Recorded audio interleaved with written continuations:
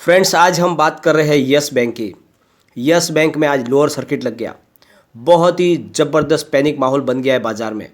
ये सर्किट क्यों लगा? जबकि निफ्टी में रिकवरी हो चुकी है, आज निफ्टी ग्रीन में क्लोजिंग हुई है, उसके बावजूद भी यस बैंक में लोअर सर्किट लगा 5% का। जबकि कल सिचुएशन उल्टी थी।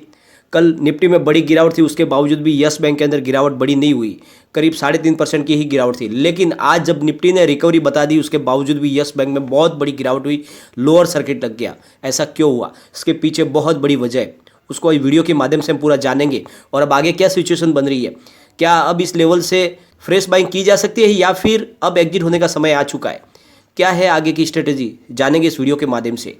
और एनालिस्ट अपनी राय क्या दे रहे हैं यस बैंक के स्टॉक को लेकर।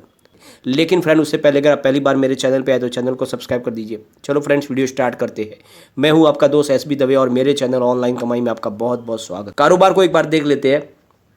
आज यस बैंक का स्टॉक दबाव में ही था।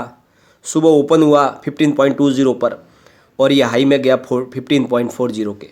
फिर इसके अंदर ज़बरदस्त गिरावट शुरू हो गई और ये चला गया 5% के लोअर सर्किट पर, यानी 15 रुपये पर। कारोबार बहुत ज़्यादा हुआ है, वॉल्यूम बहुत बड़ा है। आज वॉल्यूम के मामले में पूरे बाजार में ये आज भी 2 नंबर पे ट्रेडिंग बहुत ज़्यादा हुई है। लेकिन उसके बावजूद भी इसमें गिरावट बनी, उसके पीछे वजह बनी है एक बहुत बड़ी न्यूज। आपको पता ही है, यस बैंक लगातार अपनी तरफ से अच्छा कर रही है, मैनेजमेंट भी अपनी कोशिश पूरी कर रही है, लेकिन समय जो है वो यस बैंक के लिए फेवरेबल नहीं है। एक तरफ तो लगातार जो निगेटिविटी फैलाने वाले वो अपनी पूरी कोशिश कर रहे हैं, दूसरा बाजार साथ नहीं दे रहा है, बाजार में लगातार गिरावट हो रही है।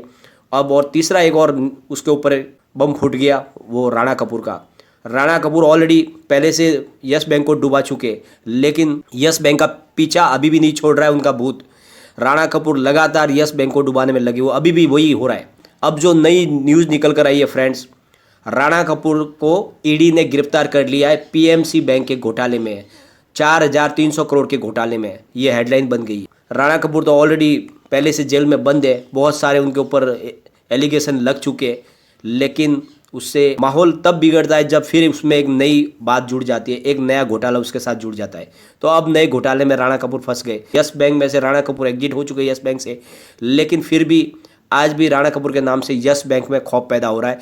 यस बैंक में बड़ी गिरावट हो रही है, लोअर सर्किट लग रहा है। ये जो लेटेस्ट न्यूज निकल कर आई है, यस बैंक के फाउंडर राणा कपूर ने पीएमसी बैंक घोटाले में भी दोषी पाए गए और इस उनकी गिरफ्तारी वापस की गई है। ऑलरेडी वो जेल में ही बंद है बहुत सारे घोटाले के तहत।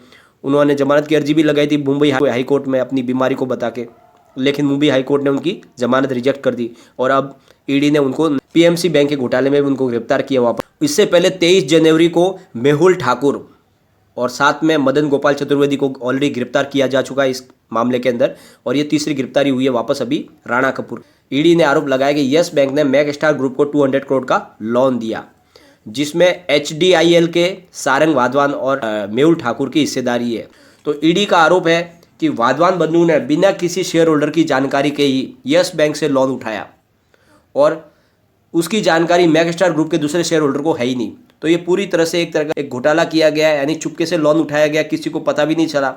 और ये लोन दिया किसने? राणा कपूर ने। यस बैंक के राणा कपूर लगातार घोटाले ही किए जा रहे थे और इन घोटालों में बहुत सारे लोग शामिल थे, जिनमें एचडीआईएल ग्रुप था, साथ में कॉक्स एंड किंग्स के मालिक और ये पीएमसी बैंक का ये नया घोटाला। इस तरह से बहुत सारे घोटाले जो निकल रहे, इसी ने यस बैंक की कमर को तोड़ दिया है। यस बैंक का मैनेजमेंट अपनी तरफ से पूरी कोशिश किए जा रहा है, उसकी परफॉर्मेंस में भी बहुत ज़्यादा अच्छी हमें ग्रोथ देखने को मिल रही है, रिजल्ट भी अच्छा आया है। उसके बावजूद भी यस बैंक की हालत ख़राब हो रही है, लोगों को बहुत ज़्यादा लॉस हो रहा है। जो भोले भाले इन्वेस्टर यस बैंक के भरोसे इन्वेस्टमेंट करके बैठे थे, अब उनका इन्वेस्टमेंट बहुत ही ज़बरदस्त लॉस में आ चुका है। उसके पीछे रीज़न बना है राणा कपूर का ये मामला, जिसको अभी हाईलाइट कर दिया गया है और उसकी वजह से माहौल पैनिक बन गया और जो भोले भाले इन्वेस्टर है वो लॉस बुक कर रहे हैं।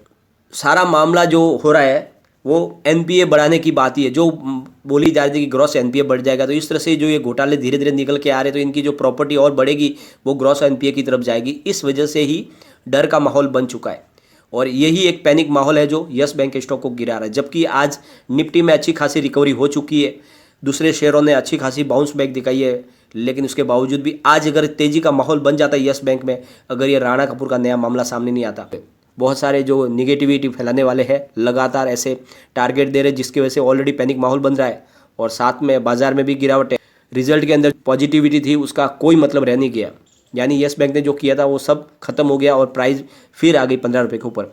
और अब जो एक और एनालिस्ट अपनी जो रिसर्च लेके आए उसकी वजह से और डर का माहौल बन रहा है। चॉइस ब्रोकिंग के सुमित बागड़िया ने इस लेवल पर SBI, yes bank, ICICI bank और एसीसी सीमेंट को लेने की सलाह दी है। लेकिन साथ में उन्होंने जो कहा है वो डराने वाला है। सुमित बागड़िया का कहना है कि यस बैंक अपने 21 डेज के मूविंग एवरेज से नीचे आ गया है, जो एक निगेटिव ट्रेंड दिख रहा है। उनका कहना है कि अभी फिलहाल जो माहौल बन चुका है वो निगेटिव है और गिरावट का बन गया है यस बैंक के अंदर। तो उनका कहना है कि यस बैंक गिरावट में 1350 से लेके 13 के लेवल तक भी जा सकता है और ऊपर के लेवल के लिए उन्होंने 17.65 का रेजिस्टेंस बताया। उनका कहना है कि खरीदारी करनी चाहिए, लेकिन उन्होंने सामने डर भी दिखा दिया है कि इसकी प्राइस 13.5 से 13 तक जा सकती है। तो इससे तो माहौल और डरावना बन रहा है, गिरावट वाला बन रहा है। तो इस समय जो ऐसे जब टारगेट आ रहे तो उसकी वजह से पॉजिटिव माहौल तो नहीं बन रहा। तो इस तरह से फिलहाल जो ये टारगेट आ रहे हैं ये सब डराने वाले हैं। कोई 6 का टारगेट दे रहा है, कोई 11 का दे रहा है, कोई 13 का दे रहा है। तो लगातार इसी वजह से यस बैंक में बहुत बड़ी गिरावट हो रही है और इसी समय आपको पूरे की पूरी हिम्मत के साथ डटे रहना होगा। प्राइस 20 रुपये के आसपास पहुंच गई थी, तभी भी मैंने आपको बोला था। मैं लगातार आपको पुराने वीडियो मेरे जाके देख लो, मैं आपको प्रॉफिट बुक करने के लिए लगातार बोल रहा था। मैंने आपको हर वीडियो के अंदर बोला आप प्रॉफिट बुक कर लीजिए, अगर आपको अच्छा खासा प्रॉफिट मिल रहा है तो प्रॉफिट बुक कर लीजिए। मैंने शॉर्ट टर्म में जो इन्वेस्टमेंट करने वाले उनको लगातार बोला। बहुत सारे कमेंट करके भी बोलते सर प्राइस तो डेली बढ़ रही है, फिर आप प्रॉफिट बुक करने के लिए क्यों बोलते। मैं इसीलिए बोलता था कि बाजार में जब गिरावट आती है तो माहौल ये बन जाता है। इसीलिए मैंने शॉर्ट टर्म इन्वेस्टर को मैंने बार बार बोला आप प्रॉफिट बुक कर लीजिए। 13 के आसपास जिसने खरीदारी की उनको मैंने बोला आपको 50% मार्जिन मिल रहा है, आप 19 के ऊपर प्रॉफिट बुक कर लीजिए। अगर आपने कर लिया होता तो आपको नीचे से फिर एंट्री मारने का मौका मिलता, लेकिन आप उस समय उस बात को नहीं समझ रहे थे। अब जब गिरावट का माहौल आ गया तो आप दोष देते हो हमको कि आपने बोला था ये बढ़ेगा बढ़ेगा। कोई भी यूट्यूबर भविष्य वक्ता नहीं है। हर कोई बड़ा से बड़ा जो एनालिस्ट है या वो भी और जो भी ब्रोकरेज फर्म वाले वो भी हमेशा स्टॉप लॉस लगाने के लिए बोलते हैं। क्यों बोलते हैं? क्योंकि स्टॉक मार्केट की दोनों तरफ की दिशा है, बढ़ भी सकता है गिर भी सकता है, इसीलिए वो स्टॉप लॉस लगाने को बोलते हैं। तो इसलिए आपको भी खास ध्यान रखना चाहिए इस चीज़ का। लेकिन इसमें अब आपको हिम्मत के साथ बैठना होगा। आने वाले समय में प्राइस तो डेफिनेटली बढ़ेगी। मैं तो यह बोलता हूँ कि मैंने हर किसी को बोला अगर आपने लॉन्ग टर्म के लिए इन्वेस्टमेंट किया तो आपको डरने की कोई ज़रूरत नहीं है। भले आज इसकी प्राइस 10 रुपये हो जाए, आने वाले समय में तो प्राइस बढ़नी ही बढ़नी है, क्योंकि यस बैंक का कारोबार रुकने वाला नहीं है, ये और बढ़ेगा। और Q4 का रिजल्ट जब आएगा तो इससे भी शानदार आएगा, तो प्राइस तो ऑटोमेटिक बढ़ जाएगी। जितने भी गिराना चाहे गिराए।